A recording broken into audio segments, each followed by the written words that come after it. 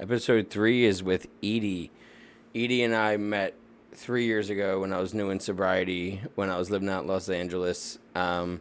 She was 3 years sober. I was brand new to being sober. We weren't in, we met at meetings and we became friends. I actually never heard her story. I knew her being sober.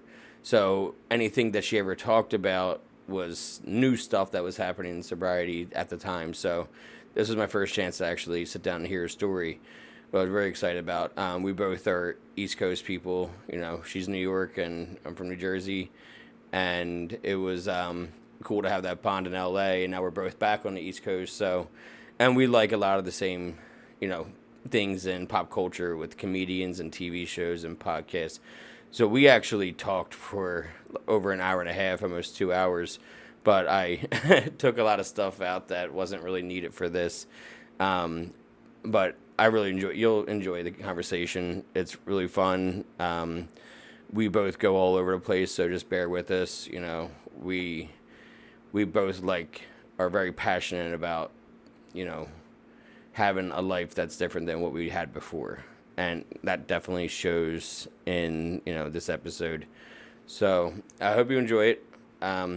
Also keep in mind we are sponsored by BetterHelp. That is a new thing. With BetterHelp, they are therapists that are on FaceTime. They really blew up during COVID. People couldn't get out to see their therapists and missing meetings. So they made it available through the app. And it's been a great tool for a lot of people to get help right away and not have to wait forever. Sometimes you have to wait 3 months to get a first appointment with a new therapist. So this has been a great tool. You get 10% off your first month by signing up. You go to the link in our bio. It says BetterHelp, 10%. Click that. It'll take you right to it. So, yeah, enjoy this episode. Comedy Store, because I follow them. I went there sober, but all the I always time, went. Yeah. Just to see shows, and For somebody sure. else, was my 2 drink minimum. He had my drinks and I Oh stayed yeah, I just sober. get a soda. And They I didn't yeah. even think of that. I didn't even, Yeah, but you I went forget. to I mean, AA most there. comedians are I sober. went Oh to yeah, they have AA meetings there. every Saturday at noon. I was allowed to go there. My house That's manager in sober living, we would go together, and I'll never forget. right. We were standing outside before we were going and smoking a cigarette, and up walks this dude up the driveway, up the side. He's wearing painter shorts that are shorter than anything, a raggedy old T-shirt and a raggedy old hat. So you know who I'm talking about already, I think. And sure as shit, it was Meter. Pauly Shore. Yeah. And he's like, hey, on a Saturday, how'd you let it get that bad? And then just kept Oh my walking. god, I'm like, what a fucking asshole. that's so funny. No, I'm sure has his own stuff. Well, that's what's funny about him is that, did you watch the Comedy Store documentary on Yes. Showtime that came out? So good. I watched it a few times. And, Yeah. he's like, yeah, being around that club actually saved me from, doing all that stuff because I saw Kinnison. I saw Yeah. what they were doing. Like And he was a kid. yeah, can you imagine being a kid growing up with Sam Kinison as your babysitter?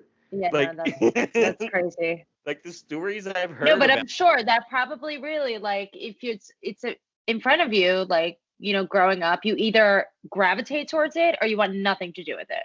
Yeah, Or, you find your different vices and because I don't know much about your story because my parents are still together, happy family, yeah, that what yeah, everyone American dream, and brothers and sisters, but I was the oldest and I got hard into it early. I started right. drinking at 11, 21. The pills got introduced because the alcohol Wow. stopped working.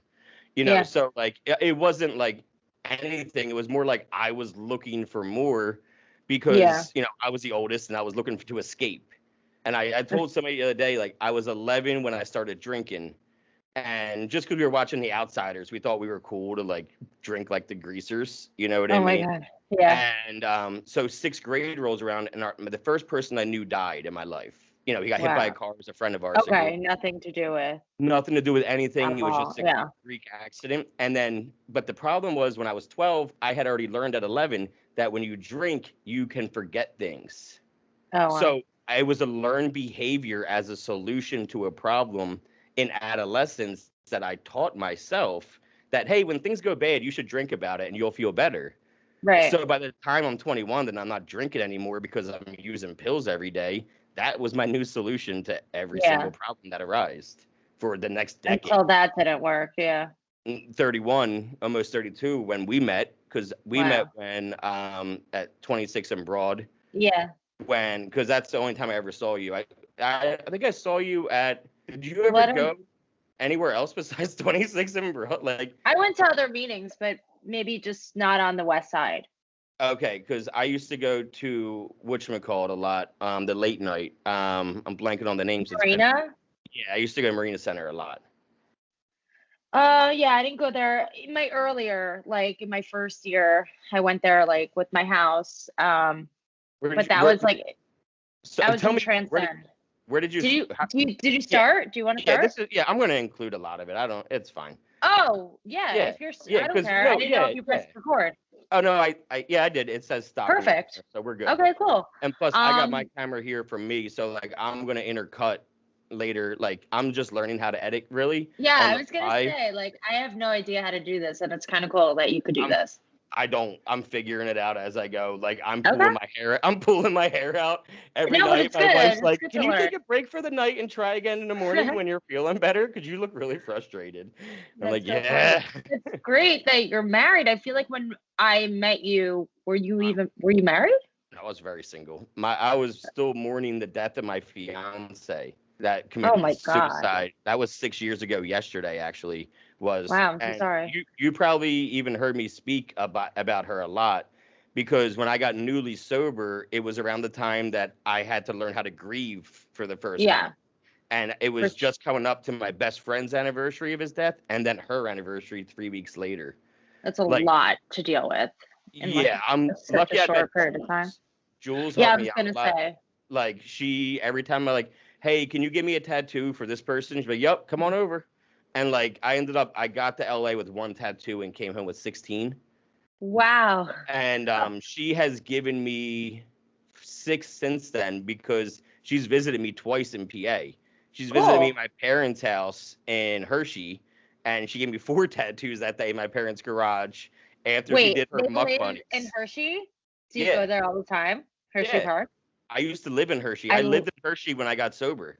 My I love apartment Hershey Park. smelled like Reese's. The Reese's factory was across the street from my apartment, and it was the That's best thing so ever, cool. but so dangerous, because you get home from Sounds work like and you walk up your steps and you go, gotta go to CVS. And you get back Sounds in like a your dream. car. Honestly, like we used to go there with school. Like that was, I guess, the closest theme park, and so fun. I'm jealous that you got to live there. But I could hear the concerts, from my balcony. I drove to a concert there once because Which I was one? like, I saw Bruce Springsteen there in 2016. No, not Bruce Springsteen. Who's the other one that's even not older? too bad. Oh my God. Bon Jovi? Beatles. No, Oh, Paul okay. McCartney. Paul McCartney. I went to like a Jay-Z concert. Not even Jay-Z, Justin Timberlake. And you're from New York. How disrespectful to Jay-Z to leave New York to see him in Hershey. I know. I'm trying to think like what ever since I got sober, like I don't know if it's my brain that's like doing it intentionally, but I just don't remember things. I'll like just forget. Like maybe it was like it hiding in a spot that like it was like too traumatic that it shouldn't even be coming out right now. But there's certain things, whether it's even like trauma or anything, like I just don't remember. I'm lucky if I remember what I had for breakfast. And like sometimes it's really annoying and sometimes it's I don't know. I guess it's good. It's like, oh, maybe I shouldn't have remembered. It's completely normal though, too. Yeah. We in one of our meetings is straight trauma bonding. Like we Wow. have like, That's daily, very Whitney. What? Whitney. It's very Whitney coming to you. Yes. I love her podcast is so good. We could talk for hours about how good her podcast is, especially the Mark Norman episode with Giannis Pappas. That was 4.5 hour epic. Honestly, when I listen to that kind of stuff, because I don't listen to music anymore, really, like when I'm walking, when I need conversations, I need to feel like I'm part of something. Yep. And that's kind of like an AA meeting where you could sit there and just listen, and it's like you could relate and you nod your head and it's like, yeah, okay. And let's be real, you yell at Bert a lot. We all yell at Bert a lot. Like Bert, like, no, you're wrong about it. I feel like every time I listen, he's like filming. So like I haven't really even heard him in a while. Oh, you know what I mean? He's so good though about backlogging that No, his but he's filming podcast. his movie now. So like He's back. He's back home. oh, he's back? He Okay. just I wrapped. haven't. I was crying the other day watching him cry. He was on his like Instagram stories like he always does, and he was thanking everybody, and he was just straight bawling. And then I was Oh getting my emotional God. for Bert, just knowing like how much it really. I always That can podcast is tell. probably sorry for cutting you off, but that's probably my like, I listen to it, I'm subscribed, but it's not my first one to go to. You You know know what my I mean? go-to. I don't think you even watch him yet. Is Ryan Sickler Honeydew? That's my go-to.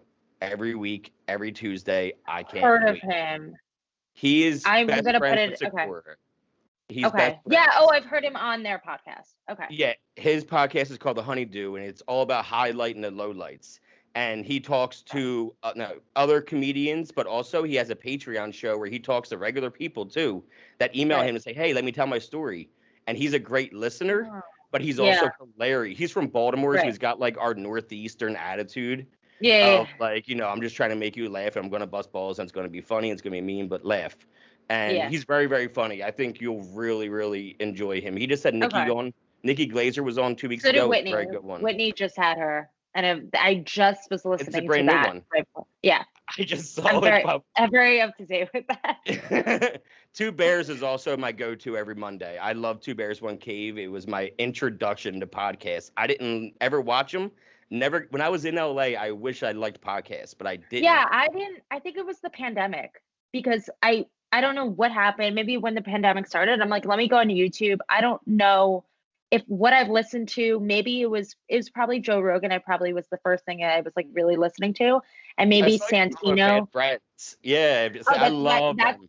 that's what happened during the pandemic. There was probably like 15 episodes out already. Yeah. That it's like, okay, let me binge it, and then I just watch it like every Monday, like hilarious. I'm like, I'm part of it now. Like I'm a bad So friend. funny. Yeah, Yeah, exactly. I I caught watched them early Lil on Dicky together. show. I got Oh, yeah. okay. So I when Two Bears came out, it was 2 summers ago, like 2 Junes ago, and because I remember I was just starting to date my wife. We met on Tinder, and nice. it worked out, Yeah, and that's how you we meet hit these it off days. right away. Yeah, Yeah, honestly, it is. Like other than that, you're not going to try to meet somebody at a meeting. You know what I mean? You're not trying to get 13 yeah, step. yeah. Unless they have like a couple of years and it's not creepy or whatever, and you could, your friends, If you whatever. know But them, you know them, maybe you know what I mean. But like, yeah, how especially if how you're a is? girl, like it feels Did you it watch that it is creepy. documentary? Which one? 13, 13 step. There's a documentary. On what? Where do I watch it? All Tubi. We downloaded it to watch it because Okay, we I never wanted to even know. heard of 13th. Like I never knew that this was a documentary. It's all about women that have been either abused or killed from people that had like 20 plus years of Oh my sobriety. God, of course I'm gonna watch it. Yeah. Okay, Just thank you for that. just do an Apple search and it'll Yeah. take you to the app and Yeah, then yeah, just yeah. No, I've heard of that app. I've totally know. I'm up with all it's the apps. it's Okay. worth the watch because and you're watching this and you're gonna be like, oh my God, I know that guy. I know that guy. I know all of those guys because For that's what sure. I was doing. And you've been in the program longer than me. Like you Yeah, just hit 6 years. yeah, I think even just being a girl in a room where you're like vulnerable and it could, some people are there for the right reasons. Some people are just like, not really getting it yet. And it just could be really scary when something, creepy happens or you feel like you just let your whole story out and you're being taken advantage of. Like, yeah, I totally could relate and it's scary. I mean, I'm sure for guys too. Maybe there's some guys that, have been there, have Especially had in the the same experience. LGBTQ community, especially Yeah. ones that are, either they're gay or they're anything, Yeah. you know what I mean? Trans, Yeah. Any especially. like any person could have the same experiences. I'm just from my experience. Like I totally hear that. I totally get it. Like nothing has been like nothing crazy happened, but I've definitely had like, creepy experiences where I'm like, okay, I get the fuck away from me. Yeah, we're like, no, you said you needed my number because you were going to contact me about doing big book study, but you're just like, hit me up to want to go to dinner and get a shake. Like, no, like, Now that it's coming back to me, like I've had really, especially like older guys or older men that like have more time than you. And they think, even now, like personally, like in my business life right now, I'm a real estate agent, and like just if they have more, experience than you, or they're older, or they're a guy, they just think that they could tell you, like, just talk to you in a certain way that's like, this is really inappropriate and it's not nice. And like, you're freaking me out. I So I it do have just, to yeah, ask you, and I'll even cut this out. it's okay. But what's his name? Sam? What was his name at 26 and Broad? Sandy. Sandy. I remember there was one point that you didn't come to a meeting for like a month. And What? it would have been around your 3 years. It would have been right around your 3 year, between 3 and 4 years. You stopped coming Yeah. for like a month. And he was really like upset about it, like talking about like, I wish my Edie was, and then you came back, No. and he was very happy. And then you flat out said that, I remember, because I was early in sobriety. So like Please I tell was me. I don't taking remember. Yeah. I was taking in a lot at the time. Yeah. And I remember you were like, not that you wanted to drink, it's just that you needed a break from being around the everyday, those people every day. Like you needed like to be with your dogs and like your roommate, and Interesting. you didn't want to be in the rooms for a little bit because I don't know if an incident happened and like you just felt uneasy about going or uncomfortable, but you were I gone for like a month because I I saw kind you of like every wish I day. remembered. Do you remember like around what time of the year it was? Like what Yeah, month? June, July, because June, we July. we would Oh, have because I met would have been in, three. Yeah. yeah, it was like July. It was like all I left LA at July 28th or August 3rd, around there, and I had seen you again before I left because obviously we Yeah. talked. I So wonder. it was in between mid June, mid July, probably, I'm guessing, because I definitely saw you for a little bit before I left. And I didn't start going to 26 and Broad until May because I got there April 25th and I had to wait a week before I could even go there. Right. I wish I remembered what like what the incident was, or even like if it was anyone, or if it was just like Could just my needed a own break. hat. Yeah. I mean, Or I haven't yeah. been to an Or if I AA went meeting in two home, like I years. wonder if I was like on a vacation even and I just wasn't around, That could have been it. like I I remember. wonder I know you. because I don't remember like I ever remember being your birthday. I was there for your third birthday because your mom I was don't there, I remember. think. Oh, okay. It was that time. Okay. Yeah, whatever Yeah. year your mom came out for your birthday. Yeah. Not your birthday, but your sober Yeah, yeah, birthday. yeah. No, but it Yeah. was my birthday too. She was there for. Oh, that's It's right. like 5 days Was later. Okay, then that's why I knew that it So I, was like I saw. yeah, that's interesting. I wonder if I just wasn't around because I was just busy with other things. Yeah, like Because it's I mean, 12 o'clock in the afternoon on, every day. Like, yeah, and unless like you're me now, where you run a meeting center, like it's very hard to do that kind of meeting yeah, if you it's have like a job. if I had, yeah. So maybe it was like good that I wasn't there every day, Hmm. but I usually was. But So it's wait, probably what better. was I've always known you're sober and sober mind. So I don't know anything about like your drug of Yeah, choice, when you started, where were you at and what right, happened. I know where you're at now a lot, and we'll right. even get back to that because we could talk, endless For about hours, that. yeah. Because you're actually the first person I've also talked to that I know in sobriety. No way. Yeah, because You just the first two interviews I did were people that came to the meeting center that just wanted to tell their story. okay, So the cool. first time I got to know them was face to Through this, face over yeah, a podcast, which is pretty yeah, cool because we end up getting lost in conversation. You forget the microphone's even in front of you, even like we do. yeah. Like That's you don't what even. kind of happens. You That's digress, what's really yeah. cool about even doing it is like you kind of forget that it's even there, especially if you can get along with the person. The conversation keeps going really like a lot easier. Yeah, totally. Um, so what did you start with? I was probably 14 when I first started first started drinking. And I think that, if I could remember, I wish I like had like a diary, or just I was like into writing and just like wrote everything of my life like just down on paper. So I just remembered everything, because like now I could just be telling you my story right now, and every time I tell my story, or every year, like some things come up or some things I take away, like everything kind of changes. But I'm pretty sure I started like around 14. It was ninth grade. And I probably was drinking like here and there, at like family, like I'm Jewish and my family is like Orthodox. So like Friday nights, they have like a Shabbat dinner, and Saturday day there's like a Shabbat lunch. They're not like extremely religious, but like, You we observe would the do holiday. yeah, and we would do like traditional like lunch dinner. Also like it's good food, like it's not a big deal. Wait, were But you in that house? Were you in that house in LA that had Shabbat on Friday nights? I can't think of the name of it. It's over Beit what is it? Teshuva, Beit Yes. Teshuva. Yeah. I wasn't there. I didn't go Okay. there. I think that's a rehab. And I think It maybe they is. have rehab and sober living. So I It went to is. rehab in Arizona. And then Oh, I went to Transcend. we'll get there. Okay, we'll get there. Yeah. I got I've been sidetracked. there before. I did go there once for like a service, and I was like, Yeah. "Oh, interesting." Yeah. Um yeah, so I probably like had a few like sips of alcohol here and there. But growing up I've always been like super anxious and super probably depressed without knowing what depression even was. Like, every few months kind of feeling low or, uncomfortable in my skin. And my parents got divorced when I was 3. And I have an older brother, 3 years older, and I have a sister that's a year younger than me.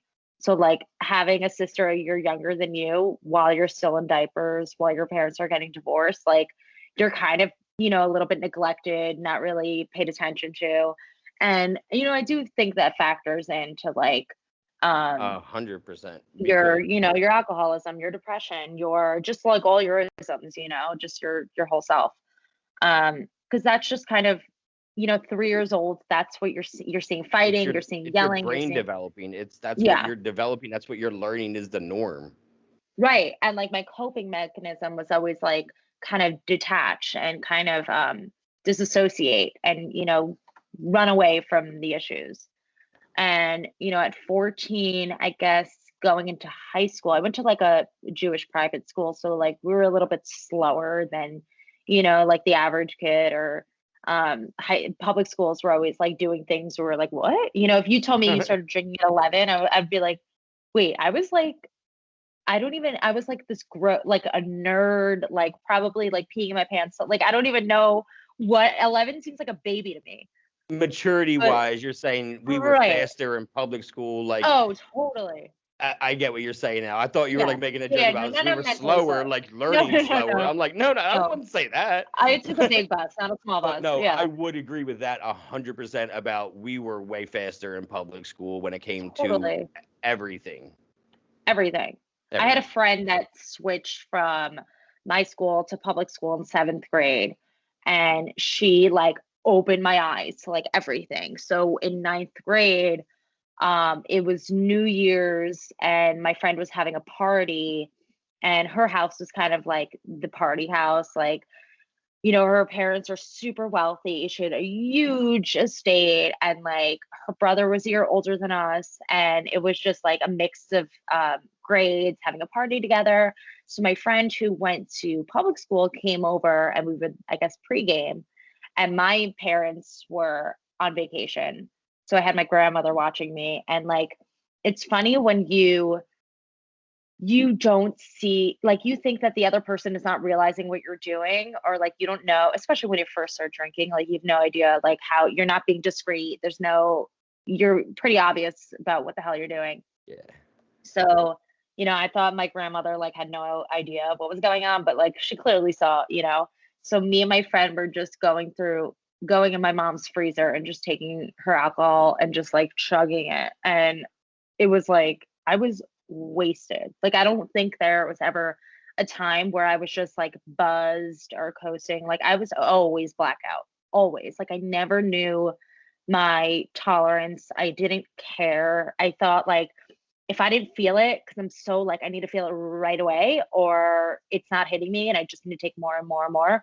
So if I didn't feel it like in like 20 minutes, I'm like, okay, we need to Double this hurry up. this up. We needed to double this Hurry, up. yeah. Yeah. Like I'm drinking to get drunk. I am not trying to have, I'm just conversation. gonna Like have I'm fun. I want to yeah, forget. totally. I think I just want to forget about all my problems, forget about life. Um, so that kind of just like started, my drinking, my secrecy, um, like knowing it was kind of like I was so shy and so uncomfortable in my own skin, and that always comes off to another person as mean, um, you know, cold, not friendly. Like that was always a way of people, describing me was just like a mean girl or whatever. And it was really like, I hate myself. I'm so uncomfortable. I don't want to talk to you because I'm being socially awkward. Like I can't, you know? Um, so that, once I took a drink, it was like, oh my God, I'm so silly. I could do whatever. It's so cute, and it was like, wow, I've never like felt like I could just let go and be like loose and not care about what I say.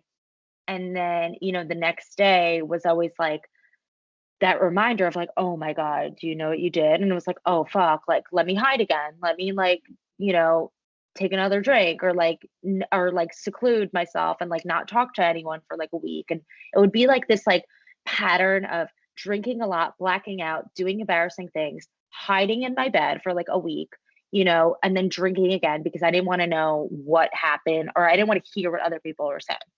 Yeah. And, so I started to become not like a bad girl, but like, where people's moms were like, questioning. I think it was like a mix of I wasn't such a great student where like I had friends that drank a lot and got away with a lot of shit, but they were in honors classes. Yeah. Yep. So the fact that like I wasn't, such a bright girl was like, oh, she's like, bad news. Um, and in ninth grade, or like ninth, 10th grade, like I started dating a senior in high school, like my senior. And I guess it was this thing where like, the maybe I didn't notice it, maybe I wasn't like so I wasn't being so nice to my friends or I just wasn't giving them the time of day and like thinking about it like maybe it was possible. I don't remember, but it's definitely possible that I wasn't being, the same self I was when I wasn't dating this person. But my friends stopped talking to me out of nowhere, and when I like um kind of brought it up or, try to, see what was going on, they were just like, "We don't wanna talk to you. We don't want anything to do with you." And I was like, "Oh, shit," like, this is where the depression is really kicking in. This is, like, the start of, like, my, clinical depression where I'm like, "Okay, I need to see someone or I'm not going to school for." So I didn't go to school for, like, weeks on end because I was just getting bullied so much in school. Um, the free like, being I guess being a kid now with all the social media was hard, but, like, back then is when it really, like, took off, where, like, Facebook had these, like, anonymous boxes where you could I don't even know if they would have that now because it's so mean, but you could write things, to someone on Facebook, and you'll never know who it is because it's, like, completely anonymous, and it was just, like, all those I was getting such mean, like, death threats, like, all these things where I'm like, "Oh, fuck," like, I'm gonna I'm gonna use so much more because I hate myself so much. Um, so like high school years were like not great at all. Barely went to school. When I went to school, I wouldn't talk to anyone. I would like leave at lunch. I would go get high with my boyfriend. We would just like smoke a lot of pot. I would go back to school and just like wait for the bell to, just like wait for it to end. And then I would go back and we would smoke more pot and we would like have we would have edible. Like it was just like during the week was just a lot of pot smoking, weekends, was a lot of drinking and like a lot of drinking where it was like I just would pass out. Like there would be I wasn't doing anything fun. I just drank till I passed out. And that would only be like an hour. Um, and then, like I don't even know where to go from here. There was just like a lot of geographics, a lot of moving, a lot of switching states, a lot of moving countries, like a What lot of states? Because like I've lived in 5 in addiction. I moved around to 5 I different states and 30 different moves. wow. Yeah. I probably only moved like 5 times. I moved to Israel 2 different times. Okay. I Well, you moved went on to distance. Arizona. Yeah, I did a long distance. I went to Arizona. Okay. Um where else? I think it was just Israel and Arizona. Well, and California And eventually too. eventually. And then Yeah. like back to New York, like it was just a lot of like Still, Israel, that's a big move. thinking, yeah, I You have went family there. there? No, but like in my community, you go, I mean, I didn't really have family. I like second, third cousins, like not someone who I was, and also I'm not really like so good at Hebrew, even though like I could understand it a little bit and I've learned it my whole life. Having conversation in Hebrew is not, I'm not the strongest at. Were you But drinking out there? yeah. So during my like senior year of high school, I decided to do like an online course. I didn't want to go back to school, like it was getting that bad. And I started to see a psychiatrist at that point. And she put me on Lexapro, let's say, I think. And it was just like, this isn't what? I don't feel any difference. Like me not knowing and not caring that it takes at least like 6 to 8 weeks to kick in. I'm like, I need something now. Like I need to feel this. So she put me on Klonopin. And I was just like, holy shit, like this is what? Like Where has I could this just like, been? Why were you you getting know? caught? Yeah. No, it was like a pill that you could just take and you're like walking down the street, like not giving two fucks, like listen, put your headphones in, like walking down New York City, like I own the place, or just like, I'm not, like I feel like at some points I felt even a little agoraphobic where I didn't even want to leave the house. And so during that time between the moves, like I I would move, come back to New York, like in my community after high school, like a lot of you take a gap year and people go to Israel for the year and they just, they learn about Judaism or they do volunteer work. So I did a little bit of both. This whole time of me moving around, you know, I, all the stuff is like, I thought that I could just run away. I thought it was the place. Like I had no idea that it was like I had a problem. I thought, okay, New York is like not good for me. There are people here that are bad influence or like I'm afraid to leave the house. Once I went to Israel, oh my God, like I hate my roommates. Like I hate, come back, New York. Oh, this is horrible. Like I got to go to Arizona. Like I need to have that college experience. Go there. Become dependent on alcohol, dependent on my pills, being super secretive, staying in my room, like staying in my apartment all day, like not even making any friends, coming back home, like need to be near family, horrible decision. Everyone's like attacking each other, like bringing the addiction at high level, not really knowing that I'm an addict yet, thinking that like I just, get sad sometimes, not even knowing like what, that I'm depressed. So like all these different moves. And eventually like I'm in New York and let's see, it's 2015. And there's probably like more things in there that I don't even like remember. And it's not even the details are just like so stupid. Like Yeah. everyone's, There's you know, stories that um, equal up to the yeah.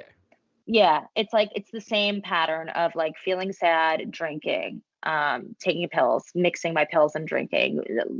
Surprised that I woke up the next day, lost my wallet, left it in a cab. Cab driver took me home one night. Don't even remember how I got home. Like peeing in the back of a cab, like all this. Like, how am I alive? Like the fact that I didn't, and I'm sure, and I know about certain like um sexual abuse. Like I know there are at least like two, but like I'm sure there was like plenty more. I'm sure there was like, a lot of things that there's a reason why I don't remember, or like that I shouldn't even remember. I shouldn't even be alive. Like I could have got kidnapped, like all this stuff. And even burning my apartment down. There was one time I remember that my roommates weren't home, and when I drink, I get so hungry after. And I usually just like make pasta. It's always my go-to, making pasta. Like once when I was younger, I decided to make pasta and I was so drunk and so high. And I was in a bathing suit. It was like in the summer at night. And I thought I was on like some cooking show. And like let the hot water boil.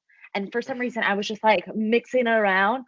I'm wearing like a bathing suit with a tank top over, and the water just like all fell on me. I had third degree burns on my stomach, and it was like 3 in the morning. And I'm not gonna get like, what am I gonna do? And I'm doing all the wrong things. I'm putting water on Yeah. it, or putting ice. You're not supposed to do that, whatever. My whole stomach was like salmon color. It was like pink. Just, when I was older in my apartment, it's like one of those things where the fire alarm was going on the day before it was going off. And I was like, oh my God, it's so loud. Like, shut this fucking thing off. Took it out. The next day, I go out drinking with someone, whatever. My roommates aren't home. I come home. I guess I made pasta, not realizing I wake up the next morning, smoke all over my apartment, but I took the smoke alarm out. I left the stove on high, and I guess I must have made pasta and just like dusty ashes in the pot. And it's like, holy fuck. I have to hide the evidence, and of course I get like caught that night from my roommates, like, it stinks in here, and I'm just like, Yeah. oh, like something burnt in the oven. But like, holy shit, I could have died and I could have burned down the whole building. Like, how selfish of me, and like not even thinking, oh fuck, I have an issue. But so the summer of 2015, I, you know, June always puts me in this weird funk. I don't know if it's like, I really think now that I think about it, forget my birthdays in the summer, and I just hate my birthday. I hate attention.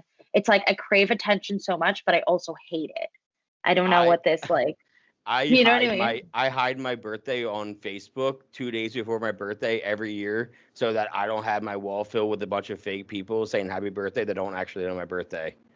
For sure. But then I get offended if somebody didn't like reach out to me. Like, what the fuck? I talk about my birthday so much. Like, how did they not know? But It's it's like also it's like, don't right on do my anything wrist. for me. It's Right. mine's on my wrist. I get it. It's I like, look if at the you know clock and me, I like, see 9:29. yeah. Every time I look at I never see the clock at 9:30. I always see it at 9:29. I'm And 6:30. yeah, so you So you yeah. get it. Yeah, you get it. Yeah, it's like this like thing where it's like I don't want attention, but I also like I want the most attention. And I think it's because when I was younger, I never got attention, where it's You're like a fucking I cat. don't You have dogs, but you're a fucking cat. I know my screen name when I was younger used to be Cat Eyes 81 because I have green eyes, but like I feel like I'm so afraid of cats, like petrified, but I feel like I relate to cats so much. It's so weird. But it's like, oh, so when I think, June and the beginning of summer always puts me in such like an uncomfortable, it scares me so much because I feel like there's this expectation of you need to be going out and you need to be having fun and you need to be like having friends around. And like for me, Celebrate that your just like isn't. birthday. Yeah, but even forget the birthday for, like maybe if my birthday wasn't in June or in the summer, it would be a little bit different. But the whole thing of summer is like, oh, people have more time off and you're supposed to be having barbecues and having fun with people and celebrating. And that was always hard for me. It was always hard for me to like maintain relationships and, want to have fun. And my expectations are always so high. So even if I'm like having a good time, I'm like, oh, this could have been like so much more fun. Like we could have done so many crazier things. And like we're being grandmas or being lame. I can never be in the moment and be like, this is such a nice time. Like I'm always thinking, but we should be getting fucked up. Like we should be partying, and I should be going to parties or having more friends. And that just wasn't the case for me. And I feel like, wintertime is like such an excuse to be inside and hide and like be watching TV all day. And I'm like, oh, that's me. Yeah, COVID was the Um, best excuse to be in all the oh, time. Oh, I sorry, honestly I I can't do it. loved it. I I had loved the COVID. best year. I mean, unfortunately, people die, but people are gonna die. I Right. got married during COVID. I worked from I would home. have loved that. Yeah. Like we got married in our living room by our best friend. I would have loved that's my dream. Yeah, like she got ordained by the Church of Dudism because of the Big Lebowski. There's an actual legitimate church for it out in like That's Oregon hilarious. and like Pennsylvania. That my county said they would accept it as like Oh, that's so whatever. funny. So we Okay. checked. We wanted to make sure it You was did it. official. Yeah, yeah, yeah. So she was ordained. She came over Black Friday, the day after Thanksgiving, and yep, just So in the living fun. room. We hung out with her Domino's, cheapest wedding ever. Yeah, But so fun. So like I would just go to the courthouse. Like I feel like I should well, have gotten married in COVID just to have an excuse to have like a tiny wedding. we were gonna get married New Year's Eve the year before, and then her ex was they were doing a divorce and took a little bit. Right. So they got their divorce like that in November, the following November, and her lawyer is across the street from the courthouse, and we literally picked up the divorce papers and then walked across the street Went on the to the same meter and parked in the That's same so meter funny. and got our And marriage just got certificate. married. Yeah. Well, we got our Wow. certificate. We had to wait 2 days in Pennsylvania. You have to wait like 2 or 3 days or whatever before you do Oh, it. You really? can't. Yeah, it's not like Oh. Vegas. You can walk in and walk out married. But Yeah. like in New Jersey and in Pennsylvania, it's like a 3 day wait. Well, I've never done it, so like I wouldn't even know. I Yeah. guess when it's my time, I'll find out. You know what New York is as well, and I know that because How I Met Your Mother. When, Okay. I wasn't such a fan of that show, but well, I am. yeah. But So I hear that. I get why people are. I just never got into TV it. can't lie. TV can't lie. Yeah. That's true. So you Um, burn down your apartment. You finally get. Is this the first time you're getting called out for something? Like because you were so secretive? I was okay, so I was a lot like no one was there, but it was kind of like a call out, I guess, or like I thought I was so secretive, but I think that like my family knew something was up. You know, when you like you think you're hiding all this shit and it's like, wait, we knew about this the whole time. Like, who are you kidding? Like, don't bullshit a bullshitter. Yeah. And so it was that June, I think, June 2015. I My cousin got married, let's say the 23rd, 22nd or something. And I just felt I knew something was happening inside of me where I just felt like alone, sad. Like I can't verbalize it, you know? Like I didn't know because I also didn't know anyone that could relate. I never heard of other people saying like I have these issues or I drink because of, how I feel. And like I'm not happy with myself. I feel like growing up, it was very like everything was like swept under the rug, or you don't really like say how you feel, or, like you're not allowed, like also being like a middle child and child of divorce. Like I had to just like put on this armor of like, I'm not gonna let you see me cry. I'm gonna be brave. I'm gonna like, I'm gonna take care of myself. Like no one's gonna take care of me because everyone's always let me down, you know? Yeah. Yeah. So I never really opened up about my issues because I just felt like no one would understand and I would be made fun of. And I feel like I've always been afraid of judgment. And my family's still super judgy, but I'm just like, fuck it, I don't care. Um, so I forgot what day it was, maybe like the 23rd or the 24th. I was feeling really low and I was in my bed for a really long time. And I used to go into these like like these catatonic states where I like would not talk, would just like lay there and stare and not eat and just be in bed for days. And it was like as if I was screaming inside and just like nobody could hear me. And I was just confused how like nobody could read my mind. I was like, it's so obvious. Like I need help. I'm so sad. Like I'm in bed with like a bottle of vodka and like I just, and it wasn't getting, I wasn't verbalizing. So it wasn't getting through to anyone. And my mom came into my room and she was trying to talk to me and whatever. And I just wasn't answering. So she left. And I texted her back, a few hours later, and I was like, I think I just need a hug. And she texted me like, I can't do this right now. Like I'm out to lunch. And it broke me. Like it killed me that like I took all the pills that I had and I took them, like I swallowed them and I went downstairs and I took a bottle of Jack Daniels and I just drank as much as I could.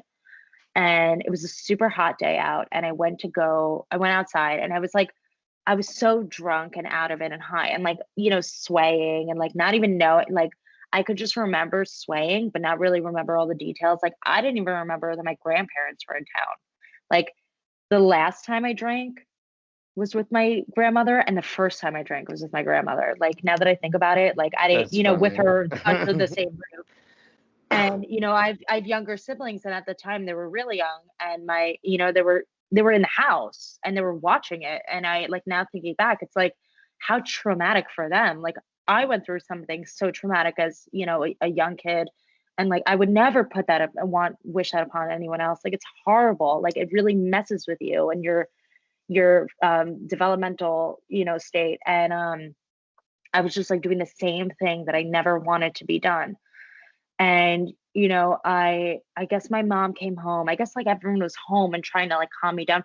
Before that, I went to go, like, I was laying in the middle of the street, and I live like on one street is a one way, and the other street is it's pretty quiet, but it's such a big street that people like speed on it because It's it's like a like cut there's through no, street. yeah, and there's no, no one's watching you, there's no like whatever. Stop And I signs guess and red lights. yeah, stops there are, but no one gives a shit. Um, so I'm laying there, and I guess, God's grace, nobody ran me over, and I don't know how long I was there.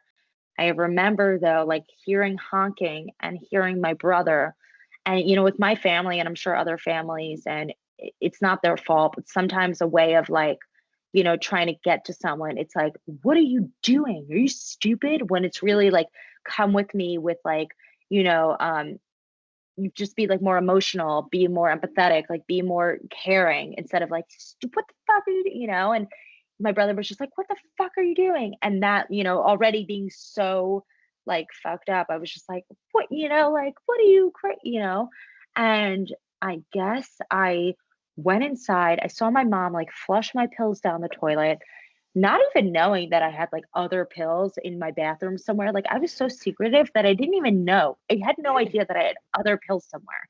They I were had so there much the whole Adderall. time.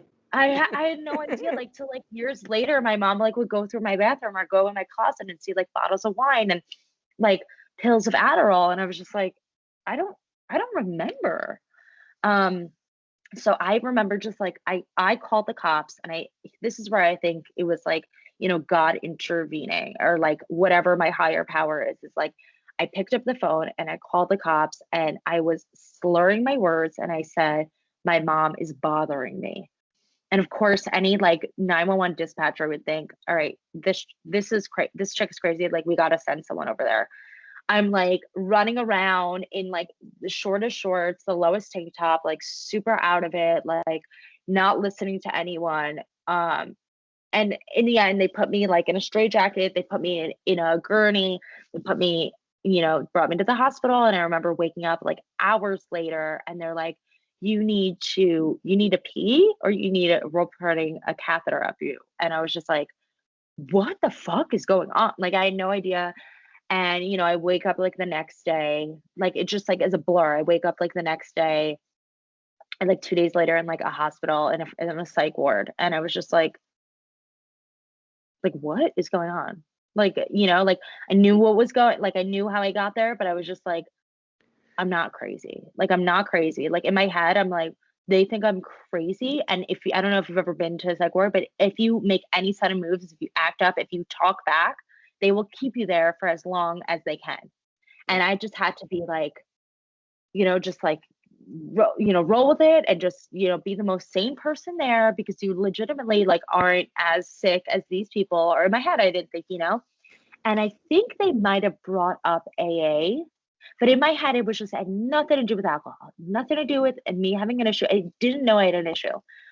And, like I was just trying to coast through, didn't, I just, whatever, I did what I had to do, went to the art room or whatever. Like at night, I was totally afraid to sleep there. Like I just thought someone would like, whatever. I made it through like a week, and It's my very mom, traumatic. My first fiance, yeah, she was in and out of psych wards, and when she was diagnosed bipolar schizophrenic, the first time she was in a psych ward, one of her roommates got in her head about shadow people, and for the rest of her life, that was all that she ever looked out for. She used to wake me up middle of the night, accusing me of being part of them and record, oh my and it was God, all because of how traumatic of an experience she had with her first it's visit of terrifying. the roommates, because they're a patient. That's what I kept saying, Kyle. A Yeah. patient told you that. A doctor didn't tell you that. Another patient. That's what they see. And then, but it was I think too it's late. scary when they put you with someone else. Like at first I was in a room alone, and they're like, you're moving. And I was just like, what do you mean I'm moving? And, the girl that I was with seemed, normal. And then once I got to know her, I'm like, wait, is she delusional? Like this is horrifying. Like Yeah. she would circle the hallways in the middle of the night, and I would like sleep with a blanket over my face because I was terrified. I was like, wait, where am I? Like, can somebody, come observe her, like watch her? I was like scared for my life.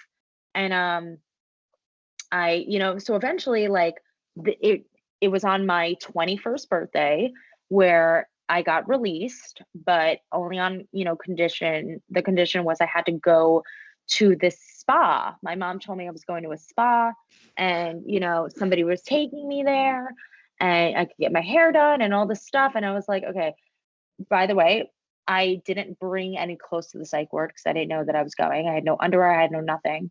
And when somebody drops you off clothes, they have to put it in a freezer for like 48 hours before you get it. And I I get the clothes. I guess my mom dropped off clothes, and she decided to bring me a pair of high-waisted ripped jeans. And I was like, I mean, at least a pair of underwear, like shorts, pajamas. Where do you think I'm going? So I Sweats and had a nothing, hoodie. like Sweats and a hoodie, and I'm anything, good. anything, like, right? Like I wore two like hospital robes, like front to back, nothing. I know, like it was not, and I was like, are you nuts? So my mom They told me thought I was you going were. into this, yeah, exactly. Like I wouldn't bring highway. I'm not going to a club. I'm going to a hospital. Like, so I go to this. My mom doesn't come to the airport with me. I had no idea. My dad takes me. No money, no ID. This woman is like holding on to my ID. We go on the plane. I am being such an asshole to her. Like I'm like, like, what's going on? Did they get you a I sober companion for the flight? Yes, but I had no idea what this was. I had Yeah. no idea. I didn't know anyone sober. The only people I I knew wouldn't have sober, known that until, I got I have sober. an yeah, I have an uncle that's a great uncle that's sober. I had no idea what that meant. I had no idea that he doesn't drink alcohol because, like, growing up, I heard that he had a problem with cocaine. I had no idea that what sobriety was. Yeah. Um, I had like a friend that was sober but drank like a horse, like he doesn't touch drugs. And in my head, I'm like, I mean, when I drink, all bets are off. Like, how do you not touch drugs? Like, just by accident? Like, how do you think properly to like not by accident swallow something or smoke something? Like, it doesn't make sense to me, but like to each their own. Um, so we go, and I go on the airplane, and I'm 21, and I'm like, they asked you if you want to drink, and I was like, okay, I'll take, wine. And they're like, okay, it's gonna be like $8, whatever. And I was like, can I have money? To the lady, and she's like, I can't pay for it. I'm like, what do you mean? I'm like, 21. What are you talking about? Like, I'm 21. Like, I could. And they're like, no, I can't do it. I'm like, are you kidding me? Like, I had no idea who this girl is. And my neighbor, like my seat neighbor was like, you could have mine. You could have, and I was like, I ran to the back, and I didn't drink that day. I did not touch anything that whole week, not intentionally. It was just like, I guess that's what happened. But I I went to the bathroom and I started crying, and I get off the plane and I apologized to the girl for being such a bitch. I was like, I'm sorry, it's not your fault, whatever. And then she just leaves me at the airport, and I was like, wow, what a bitch. Like, I just apologized to you. And I get picked up by this older man in a minivan, and he's like, it's going to be an hour drive. And I was like, all right, now all my traumas are coming up. And I'm just like, I was sent on an airplane for 5 hours with someone I didn't know. Now she left me. Now I'm with this older guy in a minivan driving at night an hour away. Like, am I getting kidnapped? Like, my phone's almost dead. I have no money, no ID. Like, what?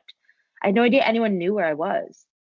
And I get to, the rehab, and it was a hospital part where you have to go through. So I'm like having a panic attack that I got sent to Tucson, Arizona to go to another psych ward because it's super traumatic.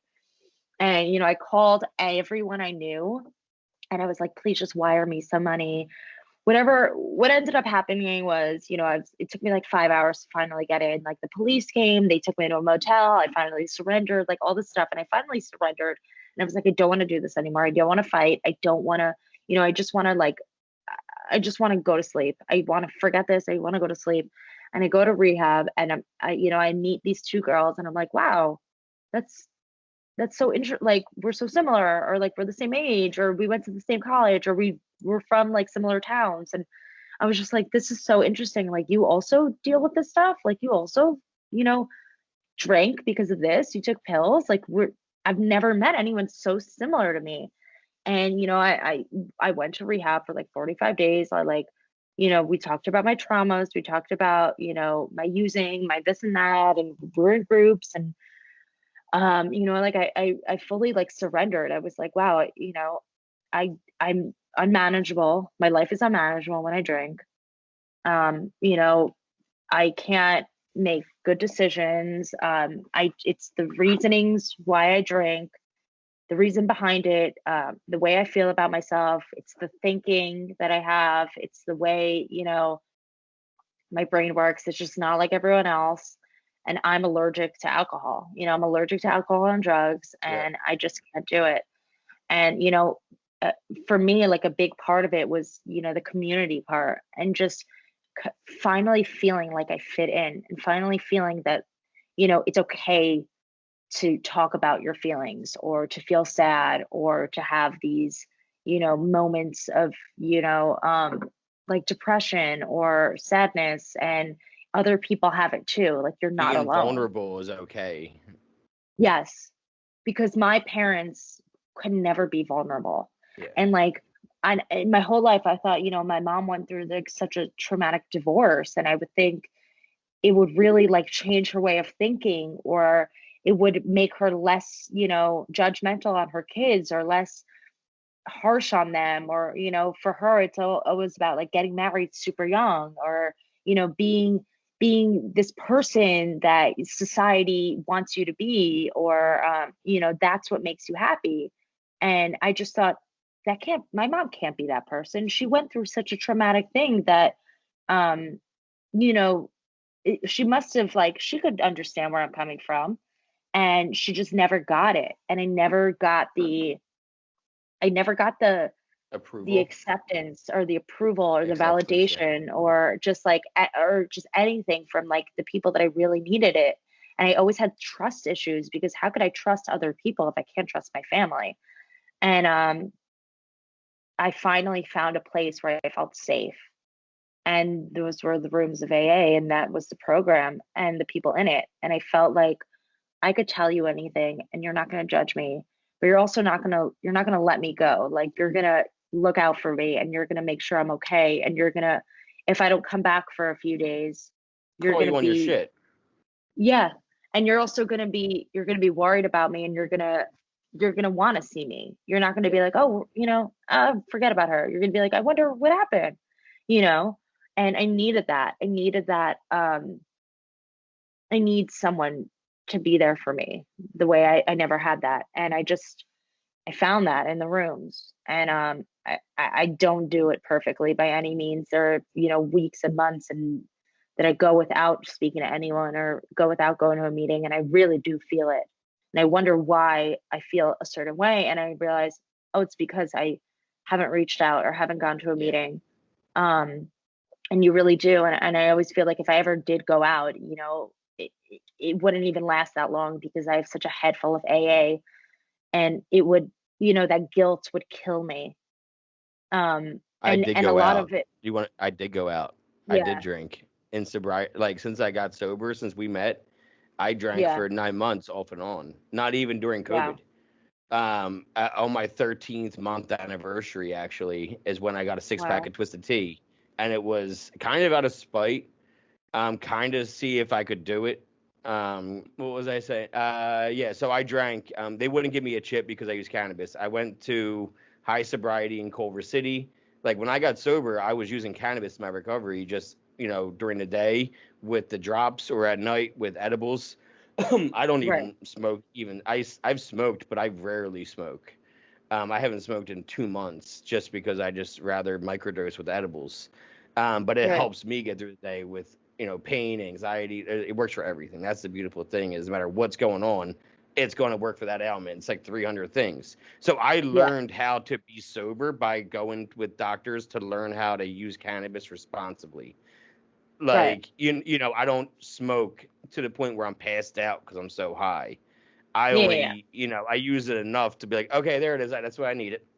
Then I move on. So and I'm a talkative guy. Like, when like, early in sobriety, yeah, you couldn't shut me up. at meetings. I was going to talk at every meeting and tell Yeah. my how I felt. So, and I was very honest, and I am a very honest person about my recovery. So they started calling me out because it's a conservative area. Like, hey, you're kind of promoting it almost. Like you're saying how good it is for you, and we don't want like people to take that and try to do that too. So can Yeah. you like not talk about it or like not even come? But if you're gonna talk, just don't mention that. I'm like, well, Right. it's really hard for me. Like, and then, but I was like, okay. And I was off and on for a couple months going because I was just like, whatever, F them. Like, and then my year came up. I celebrated my 1 year in LA. Like, I flew out there because I wanted to celebrate it there. Jules gave me my 1 year chip, and it's like the only chip I still carry with me. And because she like drew all Okay. over it and everything because it's her. Yeah. There's like a 666 on it. You know what I mean? But I went to my home group, and they're like, yeah, we're not gonna give you a chip because you Wow. use cannabis, and we know that, Yeah. and we're not going to consider you sober. Like, we don't want to give you a chip. We don't even want you coming. So I left, and I did. Yeah. And a month later, I was like, you know what? Let's see. And I drank here and there for like 9 months until February 29th. I woke up with my first hangover. And I woke up and I was like, hey, I'm going to quit drinking today if you want to quit drinking with me. But like, I'm done for good again because I don't want to have hangovers. This is my first time having a hangover. I'm not doing it again. And plus 229 is an amazing sober date because you can only have a birthday every 4 years. It's a leap day. Yeah. Oh wow. So And funny. then Yeah. COVID hit 2 weeks later. 2 weeks later was COVID lockdown. Yeah. So I was like, strap in, baby. We're in it. Yeah. So, and her dad is like 30 years sober. So like she's Wow. been, and he's very active in the program. He's an old timer that goes to every single meeting, no matter what. He doesn't miss a beat. You know what I mean? Like Wow. so Yeah. she was kind of like on the fence about it because her entire life it's been in her face, Right. and then I was missing meetings. Like I missed that community, but I didn't, Yeah. I couldn't go back to it because like LA, even my sponsor knew that I used it. Like my sponsor's like, as long as you use it responsibly, I'm cool with it. So my sponsor took me through the steps knowingly. So when I Yeah. got back here, I was like shocked. So, but I missed that still. And that's when like we came up with this to just like we call them mental health check-ins in the morning at night. She runs a Yeah. meditation meeting after the mental health check in the morning. She does a meditation. And then we do a special different meeting every day at 6:30 where it's like, Cool. what's today? Wednesday is women empowerment. Tomorrow is LGBTQ, which we also have Cool. a second room for youth LGBTQ to Oh use. That's nice. like more Yeah. private. Right. And then like Fridays are people that are doing harm reduction in their recovery. Okay. So like they're Yeah. tapering, that kind of stuff. When we talk about how to do Mhm. that and why. Saturdays are trauma. Sundays are COVID anxiety. Like we still haven't eaten Wow. at restaurants. Oh Um, wow. Yeah. Mondays are people who are abstinence, basically AA without calling it AA. And then Interesting. Yeah. Tuesdays are people who are cannabis patients. So we can talk about their medicine and how to properly use it, how not to use too much, how to Right. space out your dosages and that kind of thing. Wow. So That's like a lot of stuff going on for you. it keeps us busy. We live around the Yeah. corner, so like it's a block and a Does half it ever away. get too intense? We just Is it opened too last intense on the sometimes? 4th. So we just opened on the 4th, Wow. and it's yeah, there has been some like it's a lot of mental it's I said to her yesterday, like, where's all the addicts? Because there's been so It's much a lot of mental more health. like mental health. Yeah. We've been doing a lot of mental health. There's a lot of people that need to talk to and they have Yeah. problems and they come in every day. Sometimes twice a day. I see them at 8 and 9 o'clock or 9 and Wow. 8 o'clock. And, we're getting to know them really well. But like, yeah, I said to her yesterday, I'm like, where are all the addicts and alcoholics? I have like Oh three my so God. far. But one asked me to You, sponsor him. One did ask me to sponsor him. He's oh, like 3 good. weeks clean of meth and he's a cannabis patient and he's like AA won't like sponsor me.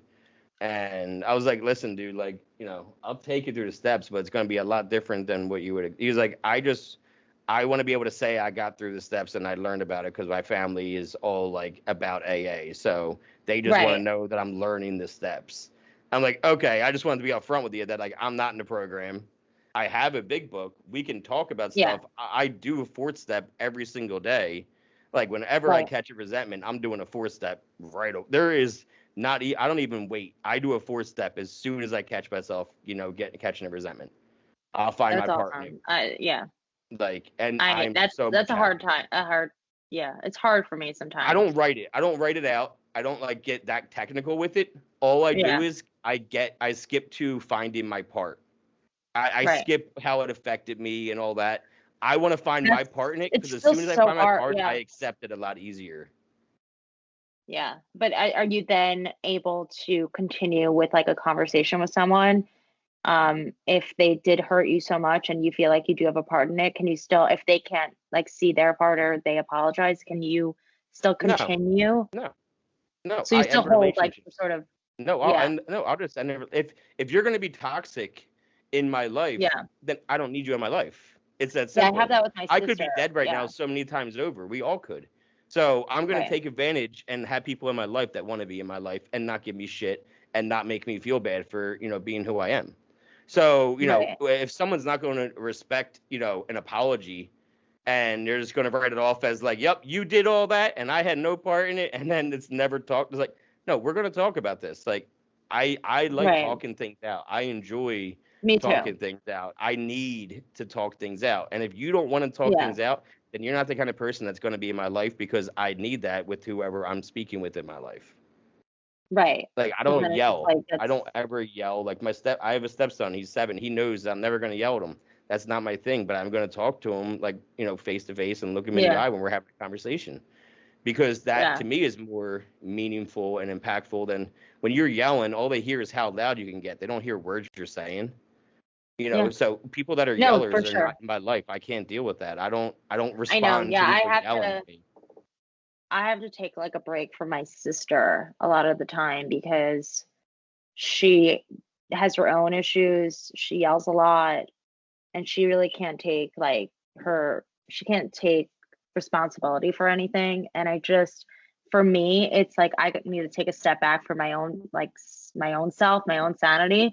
And my mom finds that I'm being like very judgmental or black and white or holding a grudge, but there's a big difference between like just taking a step back because you feel unsafe or you are afraid you're going to say something that you're going to regret, or just Yeah. it's going to escalate into something else.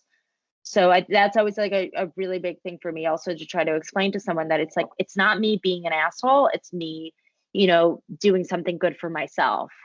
Yeah, my It's other not solution selfish, used it's to be to selfless. drink about it. Like Yes. these are new solutions that we've learned, and Right. we didn't do this when we were drinking and using. Do you think we sat there and did all these processing? No, we drank so we didn't have to No. process anything. And I probably wouldn't even be like, if I was fighting with my sister, oh, let's both get high. Let's forget it. Let's both get high. But Yeah, she'll get high and I'll, address it and be like, no, I'm like, I'm in it. And like, you hurt my feelings or this happened and we need to discuss it. And I just can't get high over it anymore, yeah. you No, know? I totally So I agree. just take a step back. But, And and and you're one of 3, just like I am. I'm the oldest, and you're the middle. So I know the yeah, but dynamic. I have, You have a lot step. of more, I have more siblings now. I I have mean, two yeah. step, three half, like, I was gonna say it's I've not even seen like like our you talk roles. about younger ones, like Yeah. younger. Like didn't Our one just have a roles bar are so mitzvah different recently or now. something? Yeah. Yeah, yeah, yeah. Like a few Okay. years ago. Yeah, I knew But I. my sister acts like she's still the youngest, or like acts like she's an only child, and like you're 7, you're one of 7, like you can't act like this anymore. So it's just everyone has their thing. Everyone has their ism, and like some people are aware of it and take care of it, or I always get like told like I'm in therapy, or what does your therapist say, and it's like, just because you're in therapy or you see a therapist doesn't mean that you're going to always take their suggestions and their advice and like use it in your everyday life. And how much are you really telling your therapist? How many people Exactly. do we know that are like, yeah, but I don't talk to them about that, or I don't know, I'm not going to mention that. It's like No, exactly. they're Or the you could ones that you you could mention totally, everything to. yeah, or if you're seeing someone, you might have some like mental health issues and you could totally be exaggerating or lying, or not being truthful. And like that's how, maybe a therapist or a psychiatrist could read between the lines, but they don't really know the other, half of the story. They don't know the other people involved. So what are they supposed to believe? Yep, exactly. And they're going to give you Yeah. suggestions based on what you tell them. So if you're like missing information with your therapist, then that Hmm. means they're missing what to give you as a suggestion on how to move forward with this. You're doing yourself a Totally. disservice more than anyone. They're not going to say anything. Get over it. If what's her name didn't rat out Tony Soprano, no one's getting ratted out. Talk to your therapist. Be real with them. They want to help. Yeah. Like, Yeah. So what I take is take a step back.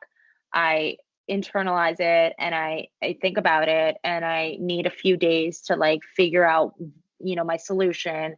And that's not always the case with everyone. And it's not always how, it's not how I got into it with my mom the other day. And I just had to say to her, like, I don't, react the same way as you, or I don't just sweep things under the rug. I need to talk it out. I need closure. I can't just forget about things. I'm present and I feel like there's a difference between sad and mad. And I could be hurt and sad that someone did something to me and want to like take some time back, time away. And, and when I'm mad at someone, like, it's like a different story.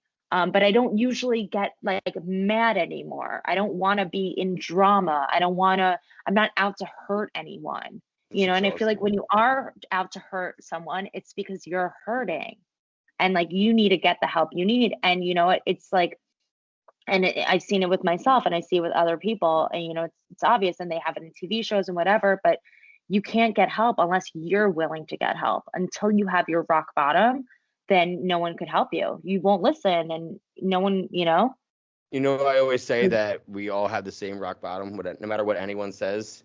No matter what anyone says, but your rock bottom is the exact same as mine, because everyone has low points in their addictions. Alcohol poisoning, hospital visits, arrested. right. Well, everyone has those stories, but the real rock bottom is when you're like, all right, I'm done. What do I need to do now to get out of this? Well, Yeah. that's when you surrender. That's when you're like, all right, Yeah. tell me what to do, because obviously all the things I've been trying on my own are not working. Because Yeah. I got sober 10 years after you at 31. So like I spent my 20s drowning in Right. pills and alcohol and coke, whatever I could put up my nose and whatever I could Yeah. drink. You know, Right. um and I'm and that's it's all solution based. It's all like dealing with Yeah. issues and problems, because I was functional the entire time. I had jobs the entire time. I was Right. working. I made my own money. Most of the time, I lived on my own. So some of the times I was in my parents' basement, but a lot of the times I was on Yeah. my own and I could do it. Yeah. So it was just a functioning addict. So I still had everyday problems, but my solution every day was to go buy drugs and go get Yeah. high about it. So like my main problem every day became, all right, I'm awake, my stomach hurts, I'm withdrawn, I don't have any money. How am I going to get money? Who has pills? When am I going to get them? How am I going to get them? Hmm. Who owes me a favor? Who can spot me money? Who can spot me pills? Yeah. Because I was a manipulative person. I manipulated even my dealers. I became best friends with every single dealer I had. And it was Right. only because I knew that if we were close as friends and talked about sports and movies and Yeah. you would feel It's the bad for right me hand. Yeah. you would feel bad for me when I'm withdrawn. You're going to want to help me out. Totally. So I got spotted all the time and I always would just Yeah. back Keep them my close. money. And I was at one point in my last 2 years of addiction that I was driving from Lancaster County to South Jersey 3 or 4 times a week to pick up bulk and then come back Wow. again. I It had consumes your shifts. life. I It mean, does. Like I would get done yeah. work at 1 o'clock and then drive 2 hours in Philly traffic to go buy drugs just to turn around and come back again. Yeah. For It, six it and months, that could be unmanageable. Like that's crazy. That's insanity. You yeah, know? for 6 months, I made sure that I was going to a Flyers game each time so that I had an Oh, so you excuse had to something to tell my do. family Yeah. that I was going to Philly to go to a Flyers game. And then for the last year in addiction, my excuse was I'm doing stand up. Yeah. So you were lying also. You were being secretive, you were lying, like it's Turning all off the the things location on that my phone, you know what I mean? yeah. Like, going like Yeah. under those settings and like, but not Like on, sketchy. Yeah. but not like doing it to the point where I knew if I would have went into our chat, like our family chat, and hit stop sharing, they would have all got an alert saying JD stop You don't want to sharing. be, yeah. So I would go You don't into want the to be too notifications obvious. and backdoor it. This way, if they were to look Right. for me, it would just say not available right now. And then I would just always Interesting. blame my phone and be like, oh, reception sucks You here. were being like smart about it. You were like overthinking it. Oh, So all the things that like an addict, yeah, I was playing chess with my addiction, like thinking exactly. as much as I could. And I knew I was an addict, though. That was the difference between you and I, probably, though, is I knew within 2 months of my 10-year addiction that I'm addicted. I knew, Yeah, I mean, like, I wonder if I even did have those like, those moments of like I can't stop. you know what I it was because of I split between pills and heroin. I never touched heroin, and that was my thing that kept me doing that's the line. pills. Yeah. I was like, Well, well, you I'm in crossed the control line. of this. If I do heroin, I'll lose control, and then I'll Yeah. really, really be an addict.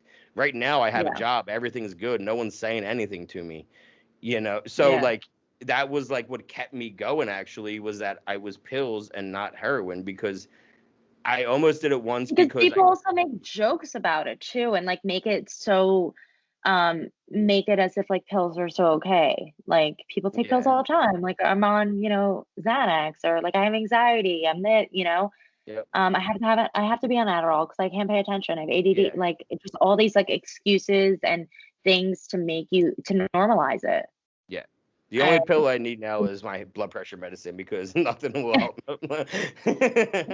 yeah, But and I that's forget so to funny. take the irony though is that I forget to take it sometimes. I'm like, I didn't take my I afternoon, man. If that was a perk, I would definitely remember to take that shit. Right. I'm on antidepressants and sometimes I forget. And then the withdrawals from that sometimes are horrible. And I'm like, Uh, oh shit.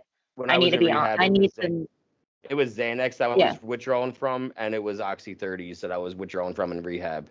So, And and like I they're went cold similar. turkey. They're probably not as intense, but it's a similar withdrawal. It's like you have the flu.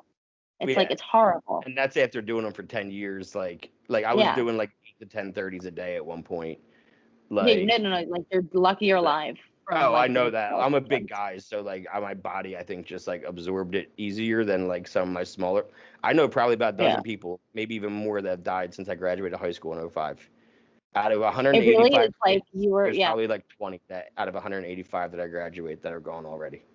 Wow. You Most were the from chosen one. You were just lucky. oh, I know that I'm lucky, and there's still ones out there that are lucky that they're still going, and they won't Right. answer my calls or my texts. Because they know when I call them and text them now, it is not to hang out, it is to help them out. Yeah. So it is They'll what it come is. around to it if they do. Only if they want to. And the way you said about like wanting to is a huge thing. Like we won't even sign court cards here because I don't want people here that don't want to be here. I know Yeah. if you have a court card, you're there because you need to be there. I don't want you sitting in a Yeah. meeting when you don't want to be there. Come because you want to be here, not because you need to be. That was a big difference. I Okay. remember 30 days Yeah. sober and my friend relapsed and I met her in rehab and then she relapsed. She was the first person I saw relapse in rehab. And she was like, I can't do this. I don't know what the hell's going on. I need to do it. I need to do it. And I'm like, yeah, well, you're saying you need to do it for your mom. Like that's your problem. Like I'm not Right. doing this for my mom. I'm doing this for me. I'm here because I want to do this. The only reason I'm Yeah. still sober and I'm so happy is because I want to be here. I want to be sober. Yeah. I Big want to live difference. this way. I want to learn all this stuff. I want to absorb as much information as I can. And Because you she were was sick just, and tired of feeling sick and tired. You were yeah, tired of feeling sad and bad about yourself, and you yep. wanted a change. Not because your And mom forced you to like grow up. no, it was they were kind of shocked. And they knew that I had problems off and Oh, on for a long time. Like I've right. been caught with pills, I've gotten arrested. Yeah. You know what I mean? So like I've gotten in trouble. And but yeah, they were still like, "Oh, what are you going to rehab for weed? Like you're always going to Jersey to buy weed." I'm like, "I'm never buying weed in Jersey. I'm always going there for pills. Like that's what I'm always Yeah. buying. I'm always doing stand up and buying pills. Like Yeah. that's Probably better off that I know. I actually had a showcase. I'm gonna end it soon. But I figure you appreciate. I had a showcase. So what happened for me, like my bottom was April 20th, 420. I was watching a documentary, Legend of 420 on Netflix. It's not on there anymore. And a segment was on high sobriety. this rehab in Yeah. LA that taught you how to use weed as a medicine. I'm like, I'd do that. And the next day was one of those days of waiting in a McDonald's parking lot for 8 hours for my dealer never to show up, and then get beat for money. Wow. And then I finally Yeah. pay somebody to find them for me. And I'm like driving back. I do 2 right away because I'm withdrawing so bad. And I have 1 pill left. And I'm on the PA Turnpike with my dog in the back seat because she had been with me the entire time.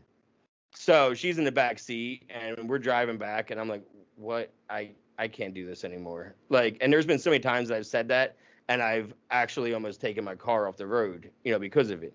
But it was always my Yeah. dog that kept me alive because I never wanted to hurt her or have her by herself in the house without me. So that always kept me going. And this time I'm Yeah. like, I can't do this anymore. And this time I picked up my phone and I Googled high sobriety. And 8 o'clock at night on a Saturday at 5 o'clock there, this dude answered, talked to me for 2 hours. Wow. Wow. He was like, yeah, call me tomorrow. I'll get you a plane ticket. So we got a plane ticket for that Wednesday, the 25th. But Monday, the 23rd, I had a showcase in Philly for new comics. And the winner Oh was going to God. get a big write-up in Philly Inquirer and all this stuff. And I didn't show. I was going to go. I was in town, ready to go. And I said, I don't think I was going to win, but still, I know Right. myself. And I said, JD, if you win, you are not going to go to rehab. Yeah. And I didn't go. Like, I said, fuck it. I can't. Like, I don't trust myself. Get me on this plane. Give me enough pills to keep me not hurting until I get there. And Yeah. I got help with that, luckily. And my dealer, I said, hey, man, I owed him $1,800. My dealer Wow. that I became good friends with. And I Yeah. said, hey, I got to go to rehab. I don't know when I'll be able to finish paying you back. He's like, dude, if I hear that you're using again at the rehab, you owe me the money. If you stay sober, you Oh don't owe me the wow. money. That's awesome. So, yeah, I haven't, had to pay him back, luckily. Yeah. I've paid other That should people be back in like a sobriety, but not driving him. force. Yeah. Yeah, but that was like all right, I want to change I'm just so exhausted. I'm so done with this. It's been a long 10 years of using, because 10 years of drinking was Yeah. fun for me, unfortunately. I went to the hospital once, but I drank for fun in high school. Like, I drank to forget, but I drank for fun. Right. But when It was really like the 21 was pills. a whirlwind. I went really hard at 21 at the bars 5 nights a week. So I turned 22 and it wasn't working for me. And I got pills because Percocet 10s were popular then, 2007, 2008. When I turned Yeah. 21, 2022, in 2008, that's when pills were getting popular. Yeah. So I started buying Perc 10s. Next thing you know, Oxy 30 so I can sniff them. And then once Oh I God. sniffed something, I got addicted to the ritual of sniffing and just Yeah. breaking up and doing that. You get It's addicted to that as easier, much as faster high. Yeah. the heroin addicts. They tell you they get addicted to shooting, doing the whole ritual of the needle. And pill addicts will tell you they love to break them up with their dollar. They always kept the same dollar until that thing went away into pieces Oh my because you God. love that dollar so much. That was like your road dog was that Yeah. $1 you Yeah. never spent. The same cut straw all the time until it was like tethered to pieces. You had to get a Done. new one. So, but Wow. yeah, I'm so glad I don't have to live that way anymore. It was No, so it's such exhausting. a relief. I Yeah. I sat in parking lots I actually had to leave LA because I had nothing to do my 1 year. I left 4 days early because I was so bored. I was sitting in a parking lot at Sprouts, and I was like, I'm having a panic attack because it reminded me of waiting in a parking lot, and it made Just me. waiting for your dealer. Yeah. And I went right to LAX, and I got on the next flight I could out of there back to Philly. Wow. I didn't say Yeah. anything to You got to anybody. do it. Yeah. I was like, fuck this, You I'm got out to of do what you here. got to do. Yep. Yeah. And, they understood the people that did. I hear that. I am so glad we got to catch up like this because, like I like know. I Thanks said, for asking me.